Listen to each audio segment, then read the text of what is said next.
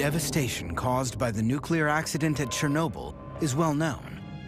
But the full story of the massive effort to contain the disaster has never been told. More than 500,000 Soviet men and women risked everything, and thousands ultimately sacrificed their lives in a desperate struggle to prevent a far greater catastrophe. A second explosion, 10 times more powerful than Hiroshima, that could have wiped out half of Europe. This is the heroic and tragic story of the Battle of Chernobyl.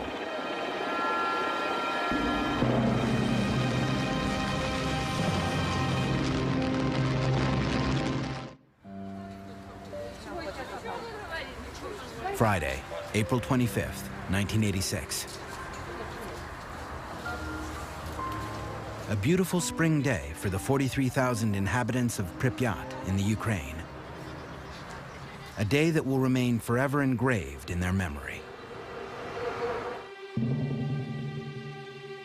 Less than 2 miles from the city, the Vladimir Ilyich Lenin nuclear power plant, where several thousand people go to work each day.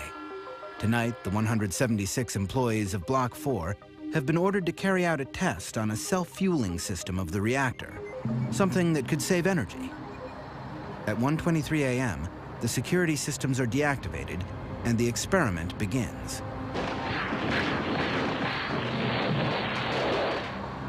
A series of detonations go off in the core of the reactor.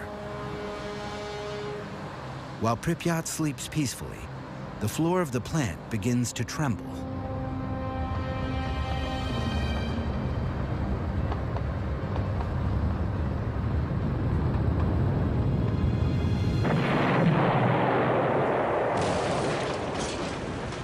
The 1,200-ton cover of the reactor suddenly blasts into the air. An ultra-powerful stream of radioactive vapor releases uranium and graphite over hundreds of yards around the plant. From the gaping hole, a spray of fire charged with radioactive particles and fusion shoots more than 3,000 feet into the sky. The most serious nuclear accident in history has just taken place. During the night, early in the morning, I got the call around 5 a.m.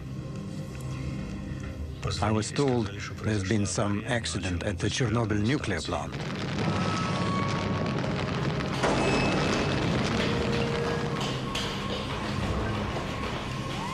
The first firemen on the scene battle the fire without adequate protective gear. They pour tons of water on this strange fire, but nothing seems capable of putting it out.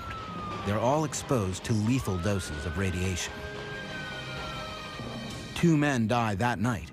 28 more will follow in the next few months. They are the first victims of Chernobyl. By early morning, the clouds are already being contaminated by the radioactive column rising 3,000 feet into the sky. Igor Kostin was a photographer with the news agency Novosti. When a friend and a helicopter pilot offers to fly him over Chernobyl that morning, all Kostin knows is that something happened at the plant during the night. He is the first journalist to witness the gaping hole. Держи это место! Держи! Держи! Где дым идет? Где дым? When we flew over the block, I opened the window of the helicopter. I didn't realize then what a big mistake that was. The thin, translucent smoke he sees rising from the ruins is in fact highly radioactive. Kostin is one of the few Chernobyl reporters on the scene in the early hours of the accident to have survived serious exposure to radiation. This is the first picture ever taken of the breach. Once I returned to Kiev, I processed my pictures, and I noticed the negatives were black, and the colors very poor. I didn't know it yet, but the photos had been exposed to radioactivity. At the core of the blown-up reactor, buried beneath nearly 50 feet of rubble, the graphite surrounding the nuclear fuel burns and melts the uranium. The radioactive fallout will be 100 times greater than the combined power of the 2 atomic bombs dropped on Hiroshima and Nagasaki. At the Kremlin, 8 hours after the explosion, Gorbachev has little information on the situation.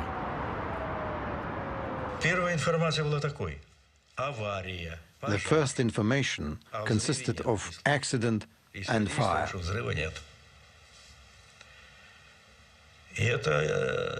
Not a word about an explosion. At first, I was told there hadn't been an explosion. The consequences of such false information were particularly dramatic. Meanwhile, clouds filled with radioactive particles are being blown north by the wind. Between the 26th and the 27th of April, they drift more than 600 miles across Russia, then over Belarus and the Baltics. On the 28th, they hit Sweden, where the rise of radioactivity is detected near one of their nuclear power plants. The Swedish Minister of Energy phoned me on the Monday, and I was in my office in Vienna, and she told me that they had measured very much increased radioactivity near our power plant in Forsmark in the east of Sweden, and they had concluded that it must have come from abroad. Did we know anything about it? What has happened? An explosion? A radioactive cloud? Serious contamination? It was Sweden that alerted us. The crisis continues to grow. At the bottom of the destroyed reactor, 1,200 tons of white-hot magma continue to burn at over 5,000 degrees, sending radioactive gas and dust into the atmosphere. All of Europe is at the mercy of the winds.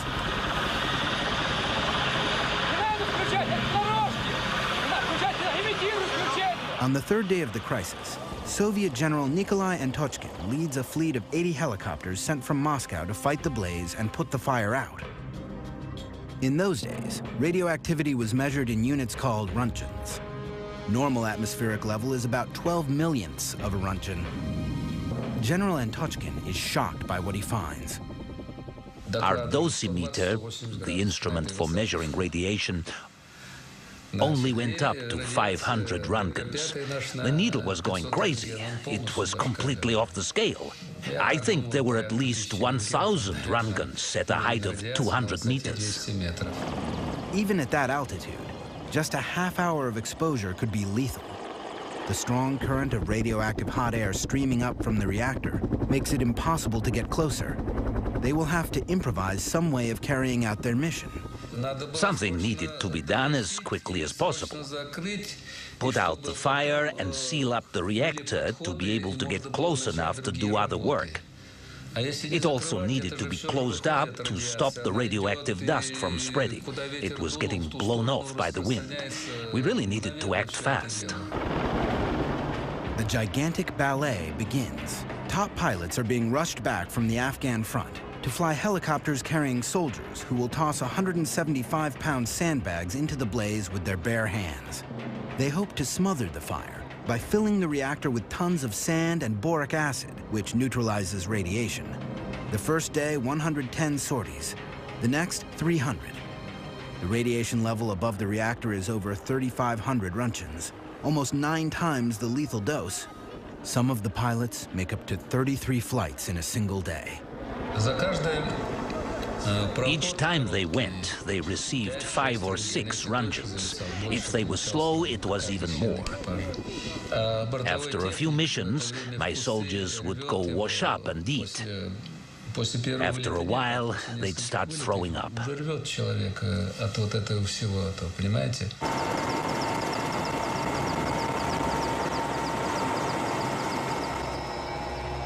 Since the crisis began, radiation victims have been sent to Moscow's Hospital Number 6. It has the country's only service that specializes in acute radiation sickness and illnesses linked to massive doses of radiation exposure. The initial symptoms of radiation sickness, vomiting, nausea, and diarrhea, are followed by a latency period. It's only later that much more fatal symptoms appear, such as deterioration of bone marrow and burns that eat flesh down to the bone. When they arrived at the clinic, it was very hard psychologically speaking. They came straight from the airport. Almost all of them were young.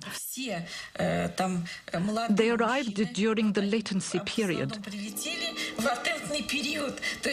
They felt fine. They were all dressed alike, wearing the same pajamas. They were making jokes. But we already knew that a lot of them were going to die. 27 of them died quite quickly.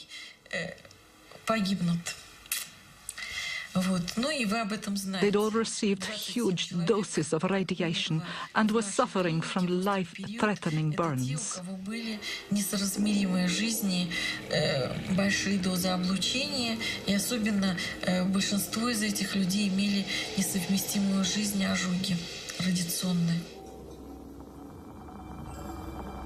For 15 years, only these first victims will be acknowledged by the authorities.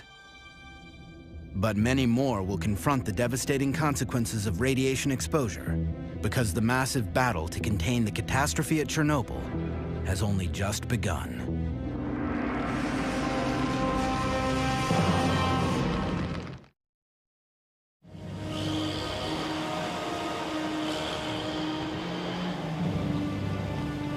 One week after the explosion at Chernobyl, a massive evacuation is finally underway. The close-by town of Pripyat and the larger city of Chernobyl, roughly 4 miles from the plant, are completely evacuated. So are all the villages within a 19-mile radius. 130,000 people are moved, many of whom have already been dangerously contaminated.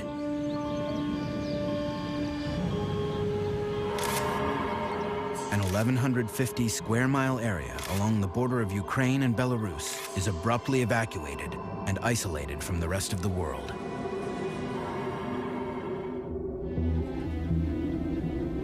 Meanwhile, the radioactive cloud continues to drift over Europe. It floats over Bavaria and northern Italy. Radioactive cesium-137 and iodine-131 rain down on the south of France and Corsica. Crops and pastures are seriously contaminated. While French authorities deny its presence, the cloud reaches Great Britain and spreads into Greece. In Chernobyl, the level of radioactivity continues to climb. 6,000 tons of sand and boric acid have filled the hole. But underneath this gigantic plug, 195 tons of nuclear fuel is still burning, giving off incredible heat that is gradually melting the sand. On the surface of the plug, cracks begin to appear.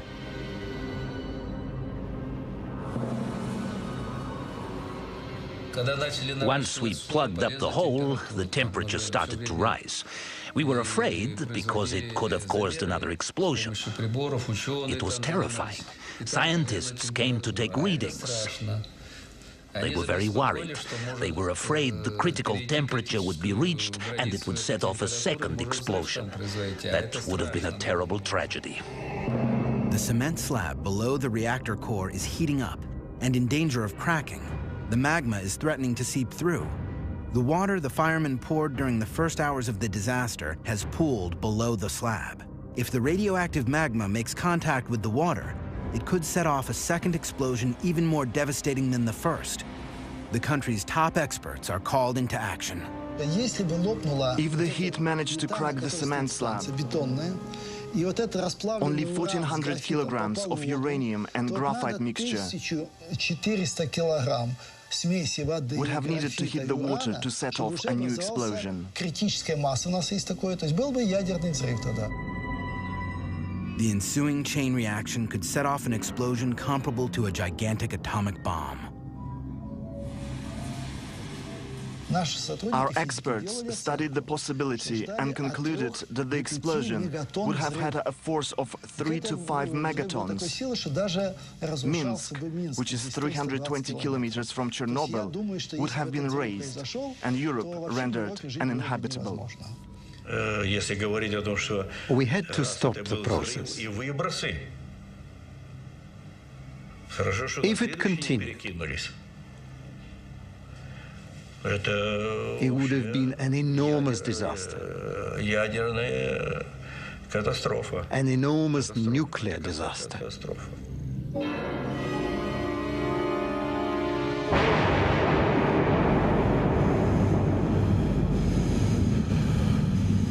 This second explosion would have been accompanied by a terrible shockwave and a massive rise in radioactivity that could have claimed thousands of lives in a matter of hours. Thank God it didn't happen. There were trains with over 1,000 cars in Minsk, Gomel, and Kiev ready to evacuate the population. The situation is critical. In Moscow, the State Commission decrees two emergency measures. First, send in a battalion of firemen to drain the water from under the reactor. They will later be declared national heroes, but will suffer from radiation sickness the rest of their lives. Second, seal the breach more effectively to bring the temperature down once and for all. In 2 days, General Antochkin's men will drop 2,400 tons of lead into the reactor. When we started dumping lead in, the temperature went down right away. It absorbed well and sealed the hole as it melted, so there was less radiation. But some of this lead melts when it hits the blaze and vaporizes into the atmosphere. 20 years later, traces of it can be found in the sick children of Chernobyl. It's highly criticized today, but given the situation, there was no better solution. And all the people, military or civilians, officers or not, worked selflessly. I participated in this first stage, and I can tell you, it had to be done. It was heroism. During this operation, 600 pilots are fatally contaminated with radiation. All of them will die. But their efforts only buy a few days. Although it has been covered over, the fire still isn't out. Flying over in helicopters isn't solving the problem. They need to get closer. Go down into the breach. But how? The blueprints of the plant reveal that the active zone can be approached through the cable and pipe tunnels built out of thick cement. A delegation of technicians from the Kurchatov Institute venture into the labyrinth. It's tough going. Parts of the tunnels have collapsed in the explosion.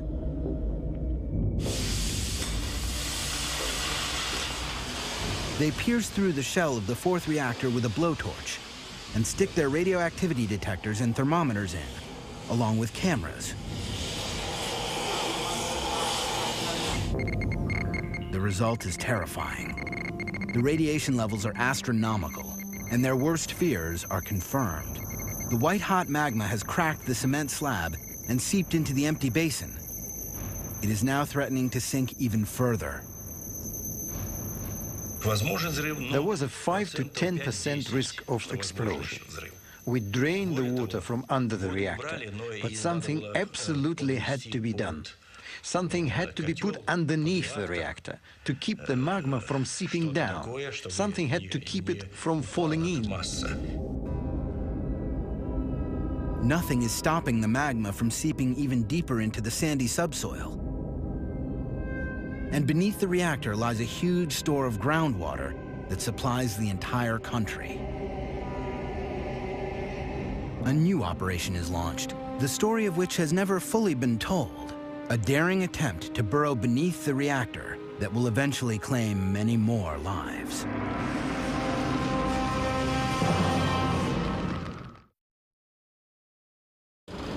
"17 days after the initial explosion, thousands of miners are summoned to Chernobyl from across the Soviet Union. Their mission? To approach the reactor through what is now the only possible path, underground. Our mission was this: dig a 150-meter tunnel from the third block to the fourth, a tunnel 30 meters long. Then dig a room 30 meters long and 30 meters wide to hold a refrigeration device for cooling down the reactor. In 1 month, 10,000 miners from Russia and the mining regions of the Ukraine are sent down into the tunnel. They're between 20 and 30 years old. Inside the tunnel, which has no ventilation, the temperature hits 120 degrees, and radioactivity is at a minimum of 1 Roentgen per hour. We worked without any protective gear. The miners couldn't use masks because the filters would get damp after a few minutes. So everyone just took them off and kept on working without them, with our shirts off too. We drank water out of open bottles, which was really bad because the radioactive particles were ingested right into our body. The hardest thing was the lack of oxygen and the incredible heat. It was hot, hot, hot.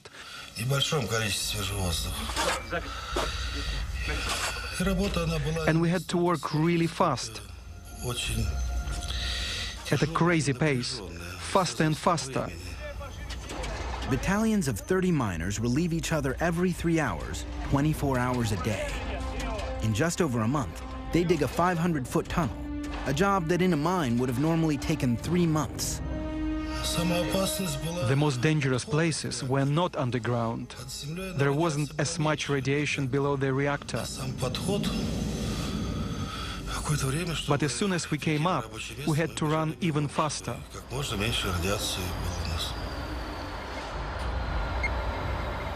Radioactivity at the mouth of the tunnel is 300 times higher. Not a single miner is spared from exposure. Not once are they informed of the real dangers they are facing.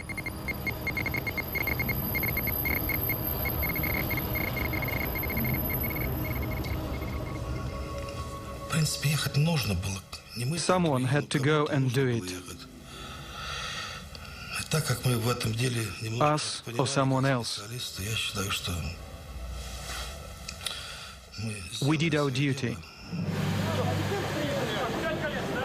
The miners accomplish their mission, but the cooling system is never set up below the reactor. The underground room is finally filled with cement to solidify the structure. The official position is that each miner received 30 to 60 Roentgens, but survivors claim they received up to 5 times that amount. It is estimated that a fourth of these men died before the age of 40. 2,500 lives lost that don't appear in any official statistic.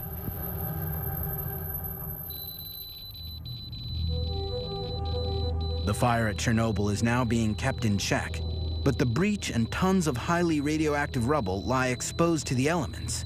It is urgent to cover the broken structure and clean up the zone. But for that, more men will be needed. Many more men.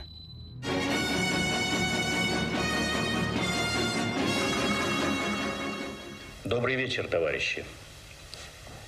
18 days after the disaster, Gorbachev finally addresses the Soviet people, launching a massive campaign in response to the emergency. Она больно затронула советских людей. Вся страна была мобилизована. The entire country was mobilized. No bureaucratic formalities.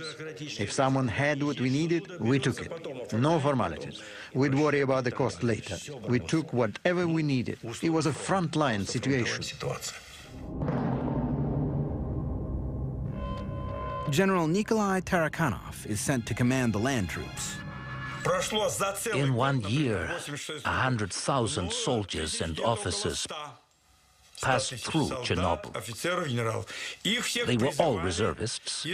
They were summoned up by top administration in their cities and sent to the front. Military personnel or civilians, officers or simple soldiers, all of them are liquidators, a term invented for the Battle of Chernobyl. Their mission, clean up, liquidate the radioactivity. Igor Kostin was one of 5 war reporters authorized by the Kremlin to cover the battle. A first in a country that kept everything hidden. 3 of his colleagues are now dead. There were no titles, no ministers, generals, or soldiers. No one was saying, "I'm a general, do what I say." Everyone was honestly doing what they could. And so the operation named the liquidation of the Chernobyl accident was set in motion. 100,000 troops, as well as 400,000 civilians, workers, engineers, nurses, doctors, and scientists from every Soviet republic passed through Chernobyl. The Soviet Union is waging its last major battle. 500,000 people. The troops in Chernobyl were bigger than Napoleon's, but our army got contaminated. From the sky, helicopters dropped tons of a sticky liquid dubbed berber, a mixture that coagulates and plasters the radioactive dust to the ground. Meanwhile, brigades of liquidators are put in charge of cleaning up the zone and house by house, removing the layer of radioactive dust that covers everything.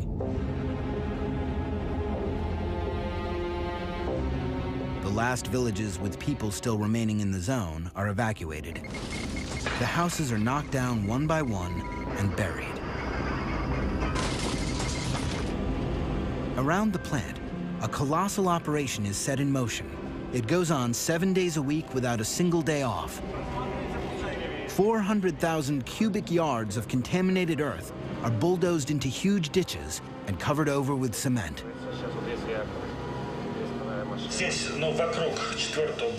This spot, around the 4th reactor, is where the most dangerous missions of the zone took place. 8 weeks after the explosion, the liquidators tackled the heart of the problem. In order to neutralize the toxic waste for the long term and prevent it from spreading even more, the entire blown-out reactor has to be isolated. Lev Bakarov was one of the engineers who designed the enormous structure that would entirely cover the 4th reactor. A sarcophagus of steel and concrete, more than 550 feet long and 215 feet tall.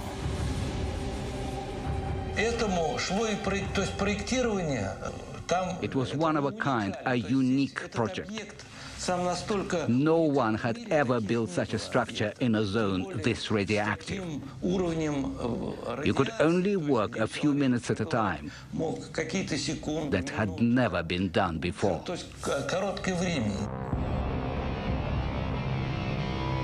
It is an enormous challenge.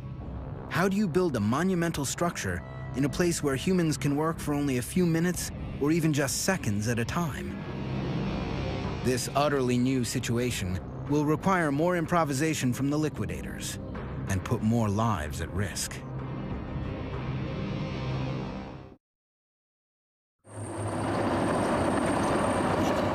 It has now been more than 12 weeks since the initial blast at block number 4 of the Chernobyl nuclear power plant. To stop the deadly contamination, the final attack is launched.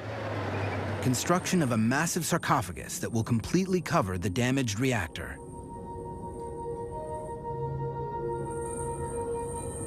Radioactivity in this sector is so high that only remote-controlled machines can be sent in. But people will have to get the machines into position.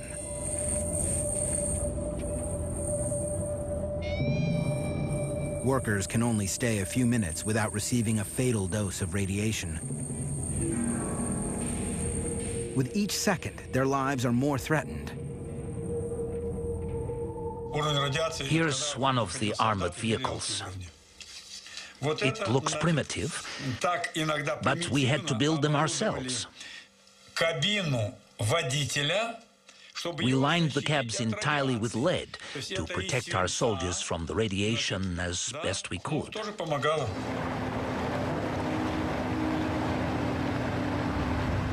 Each metallic piece of the structure is prefabricated, sometimes hundreds of miles away, then brought one by one onto the site for assembly. An extraordinary jigsaw puzzle. Beams 150 tons and 230 feet long, buttresses 150 feet high.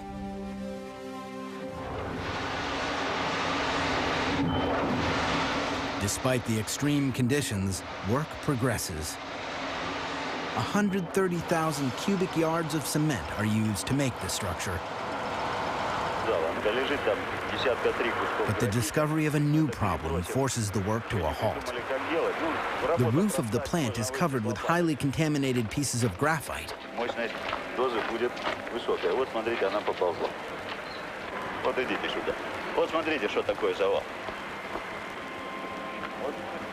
здесь, в том месте, где мы стоим, сейчас 10 рентген.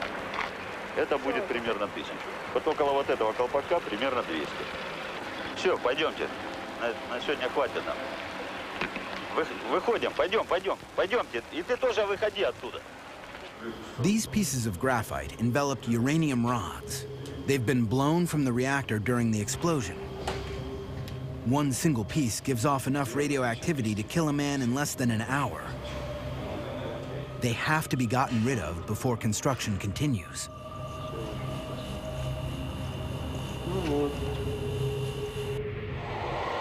Robots are sent onto the roof to shove the lethal debris over the edge. 200 feet below, other robots gather it up and bury it in ditches. But after a few days, the ambient radioactivity begins to affect even the machines. Their electronic circuitry can't hold up.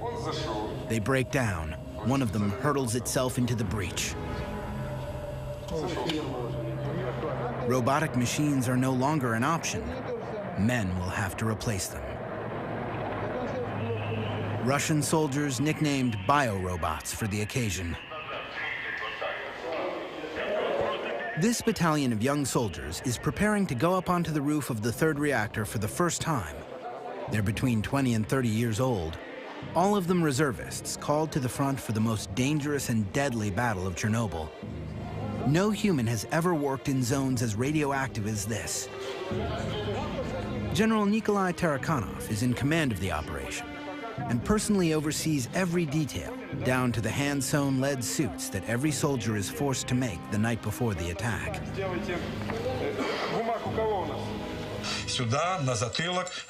On their fronts, on their backs, in their boots, they were covered in lead. A helmet, a mask to protect against beta rays. The whole uniform weighed 26 to 30 kilos. When the siren blows, a crew of 8 soldiers rushes up onto the roof along with an officer. Their mission is simple: shovel up the radioactive debris as quickly as possible and throw it off the roof.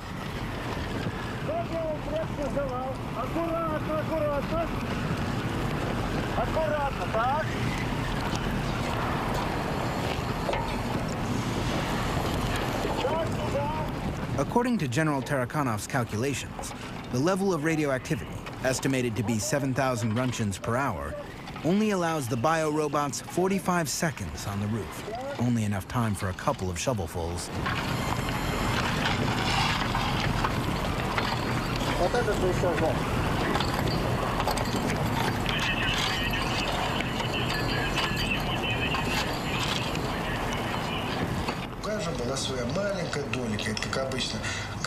We were like ants. Just as some were finishing their task, others would immediately take their place. Everyone did their job, no matter how small it was. And that's how, together, we were able to fight the radioactivity. For 10 days, a new crew of biorobots climbs onto the roof every 10 minutes. According to military personnel, 3,500 people participate in the cleanup. Some, like Igor Kostin and Konstantin Fedotov, went up on the roof 5 times.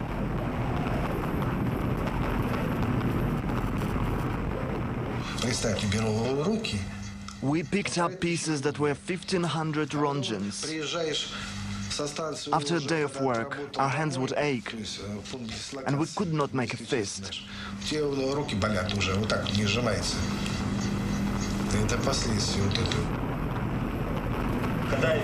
The first time I went up on the roof, the whole thing was covered in radioactive waste.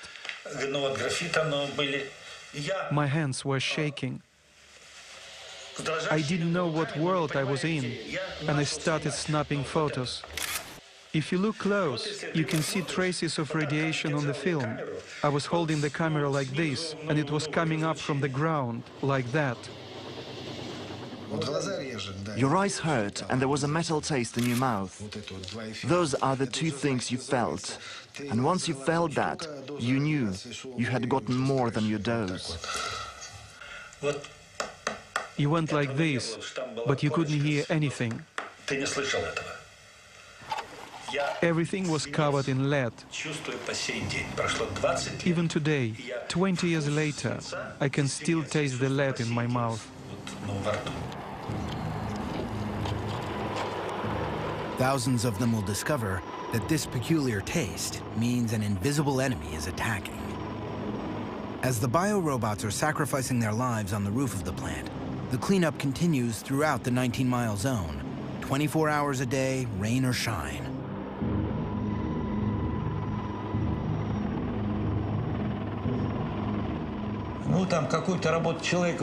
Where normally it would take one man 1 hour to do a job, here in Chernobyl it took 60 people.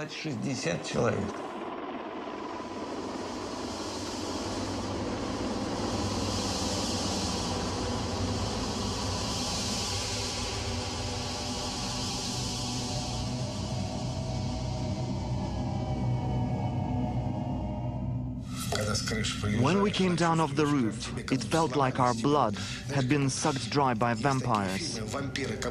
We were drained. We could not move. Some people would have nosebleeds. The firemen were right there.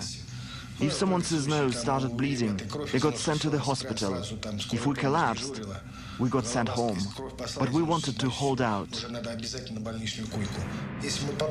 But at that time, we were young and strong. Our health is shot. We've lost everything. When they sent all those people up onto the roof, no one knew exactly the actual level of radiation. Now we know it was between 10,000 and 12,000 roentgens per hour. At that level of radioactivity, people never should have been sent. 7 months after the explosion, the zone has been cleaned up and the sarcophagus completed. 500,000 people, military and civilian, have participated in the operation.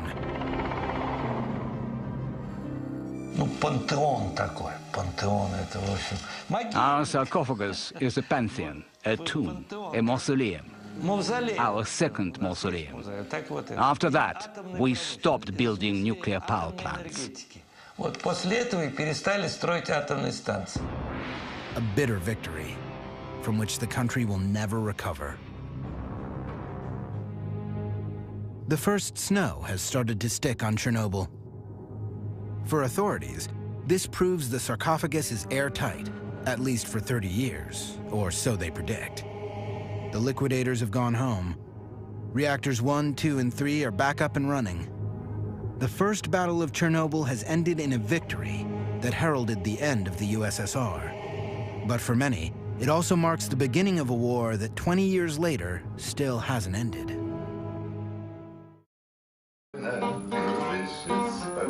For the hundreds of thousands of atomic refugees, as for the hundreds of thousands of veterans from the Battle of Chernobyl, the fight against their invisible enemy hasn't let up. Everyone who went to Chernobyl is still suffering from the radioactivity their bodies absorbed. In the months following the accident, the liquidators flooded into hospitals all over the Soviet Union. 20 years later, those who are still alive continue to frequent hospital number 6. They're all victims of what specialists have since named the Chernobyl syndrome. We've all got a bunch of symptoms: heart, stomach, liver, kidneys, nervous system. Our whole bodies were radically upset by the metabolic changes caused by radiation and chemical exposure. These men weren't even 30 when they were sent in to battle the atom. Today, the survivors are not yet 50 years old, but they struggle like senior citizens.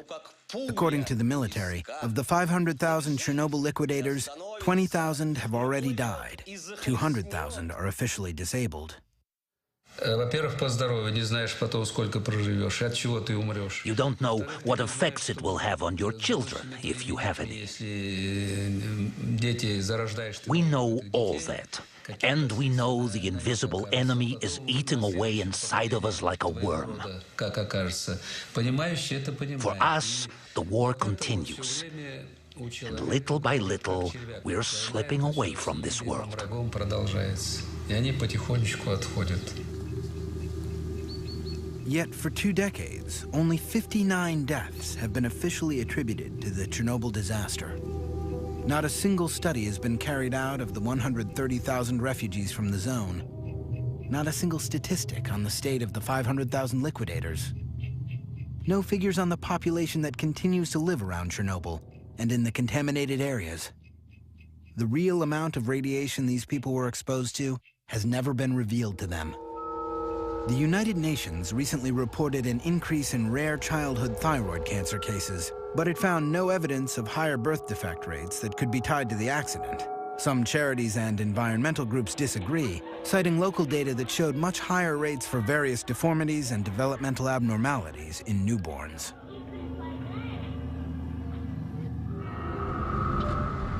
Since 2001, the 3 Chernobyl reactors have been shut down once and for all. But 20 years after the explosion, a dosimeter flies off the chart at the base of the sarcophagus. High levels of radioactivity 100 times above normal are still contaminating the plant's surroundings.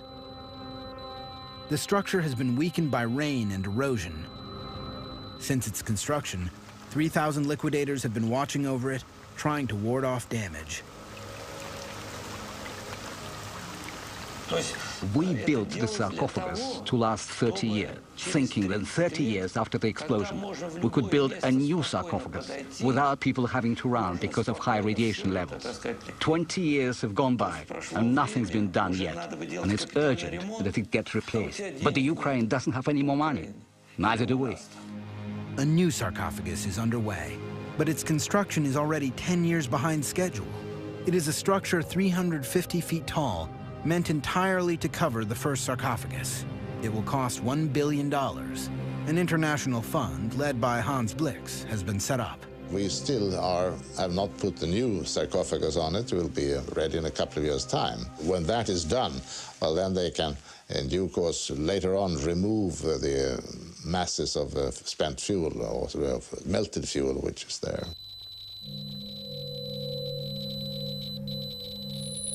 20 years after the explosion, the cooled magma at the reactor's core, nearly 50 feet underground, is still a terrible threat and will remain so for years to come. I pray God the sarcophagus never collapses. That would be the worst thing that could happen, because inside there are 100 kilograms of plutonium. 1 microgram is a lethal dose for a human being.